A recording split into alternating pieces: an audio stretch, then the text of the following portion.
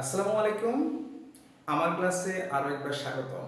আজকে আমি তোমাদের সাথে আলোচনা করব SSC English second paper data board 2024 সালের use of capital letters and punctuation মার্কসের প্রশ্ন নিয়ে। তো প্রশ্ন সমাধানের আগে আমি আগে কিছু প্রাসঙ্গিক কথা বলে নিই।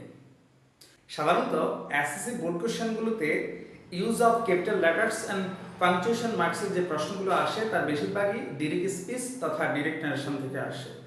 আর আমরা জানি ডিরেক্ট নারেশনে দুটি অংশ থাকে, একটা হলো রিপোর্টিং ভার্ব আর একটা হলো রিপোর্টেড স্পিচ। রিপোর্টিং ভার্ব এটা কোটেশন মার্ক তথা ইনভার্টেড কমার বাহিরে থাকে এবং রিপোর্টেড স্পিচ এটা কোটেশন মার্ক তথা ইনভার্টেড কমার ভিতরে থাকে।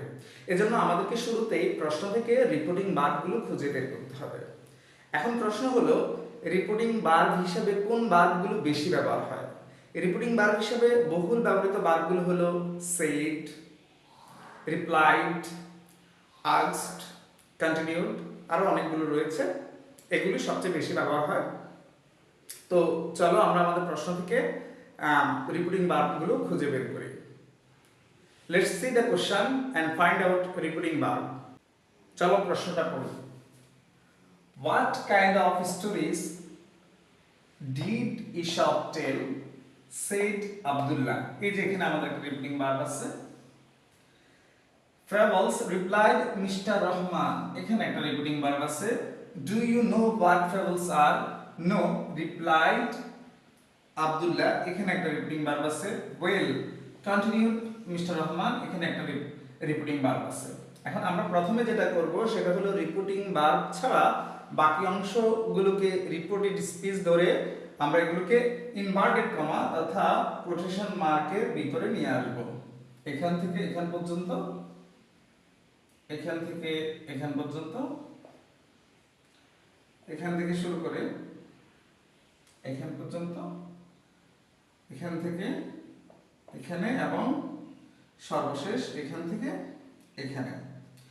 এখন আমরা ওয়ার্ড বাই ওয়ার্ড যেখানে ক্যাপিটাল লেটার প্রয়োজন হবে, যেখানে কমা বা অন্যান্য পাংচুয়েশন মার্কসগুলো প্রয়োজন হবে সেগুলো বসাবো।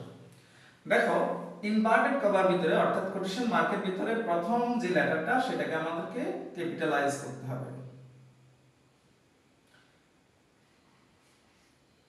ক্যাপিটালাইজ করলাম। তারপর দেখো what kind of stories did Aesop tell. এই যে ঈশপ একজন ব্যক্তির নাম, এজন্য এটা প্রপার নাউন, এজন্য এটা ক্যাপিটাল লেটার দিয়ে আমাদেরকে লিখতে হবে। আর এই লাইনটা একটা প্রশ্ন যে what kind of stories did Aesop tell. Aesop কোন ধরনের গল্প বলতো। আমাদের কমন কোশ্চেন স্ট্রাকচার হলো দুটি, একটা হলো ডব্লিউএস ওয়ার্ড, অক্সিলারি ভার্ব, তারপরে নাউন প্রোনাউন বাকি অংশগুলো থাকবে। আর আরেকটা হলো অক্সিলারি ভার্ব, তারপরে নাউন প্রোনাউন বাকি অংশগুলো থাকবে। তো এখানে দেখো শুরুতে ডব্লিউএস ওয়ার্ড রয়েছে, তারপরে অক্সিলারি ভার্ব রয়েছে, তারপরে নাউন রয়েছে। এটা একটা প্রশ্ন, তো আমরা এখানে এখানে কোশ্চেন মার্কটা দিয়ে দিই। তারপর সেইড আব্দুল্লাহ।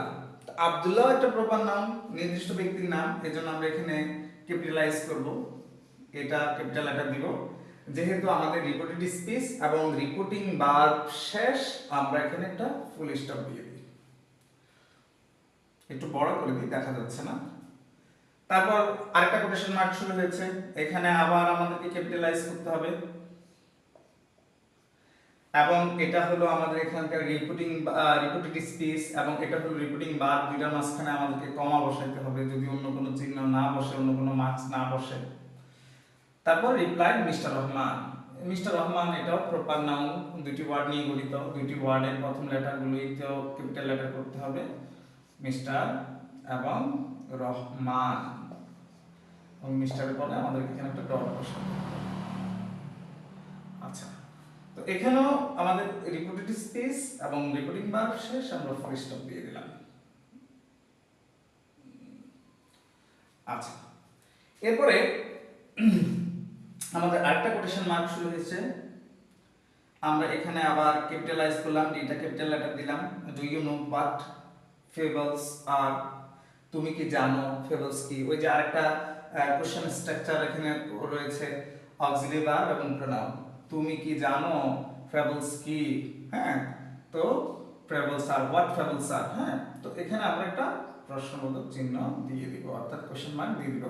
এখন একটু খেয়াল করো তো, প্রশ্ন যিনি করেছেন উত্তর কি তিনি দিয়েছেন?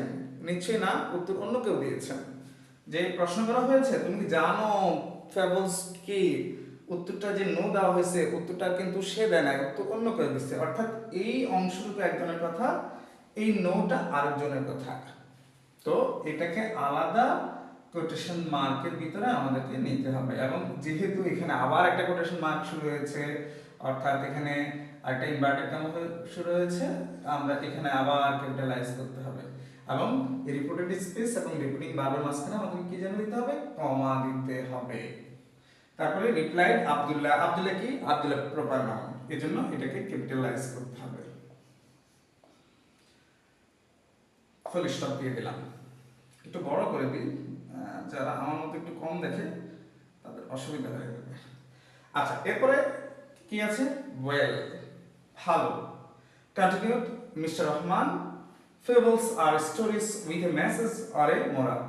এই যে এখানে যতটুকু কথা বলা হয়েছে এবং এখানে বলা হচ্ছে fables are stories with a message আর এ মোরাল, এই প্রশ্নের উত্তরটা, পুরো প্রশ্নের উত্তরটা কিন্তু মিস্টার রহমান দিচ্ছে। অর্থাৎ এখানে রিপোর্টেড স্পিচের একটা অংশ এখানে, আরেকটা অংশ এখানে, মাঝখানে রিপোর্টিং ভার্ব হয়ে গেছে। তো এটাকে আমরা সমাধান করি। প্রথমত এখানে যেহেতু কোটেশন মার্ক, আমরা কোটেশন মার্কের ভিতরে প্রথম লেটার হিসেবে ডব্লিউটাকে কি করি, ক্যাপিটালাইজ করি। এখানে আমরা জানি দুইটার মাঝখানে কমা হয়। তারপরে যেহেতু এখানে বাক্য শেষ হয়নি, আমরা এখানে একটা কমা দিব। যেহেতু বাক্যটা শেষ হয়নি, যদি শেষ হয়ে যেত আমরা কিন্তু ফুল স্টপ দিয়ে দিতাম আগের লাইনগুলোর মতো। তো এখানে দেখো, এখানে মিস্টার রহমান যেহেতু প্রপার নাউন, এমটা ক্যাপিটাল লেটার, এখানে একটা ডট দিব এবং আরটাও ক্যাপিটাল লেটার। একটা প্রপার নাউন যদি অনেকগুলো ওয়ার্ড দিয়ে গঠিত হয়, প্রত্যেকটা ওয়ার্ডের প্রথম লেটারটা কিন্তু ক্যাপিটাল লেটার হয়। আবার এখানে দেখাও, কোটেশন মার্কের ভিতরে প্রথম লেটার হিসেবে অ্যাপটাকে আমরা ক্যাপিটাল লেটার দিব। Fables are stories with a message আর এ মোরাল, এখানে শেষ, আমরা ফুল স্টপ দিয়ে দিলাম। তো এই ছিল আজকে প্রশ্ন সমাধান। আশা করি সবাই বুঝতে পেরেছ। দেখা হবে অন্য কোনো ভিডিওতে। আল্লাহ হাফেজ।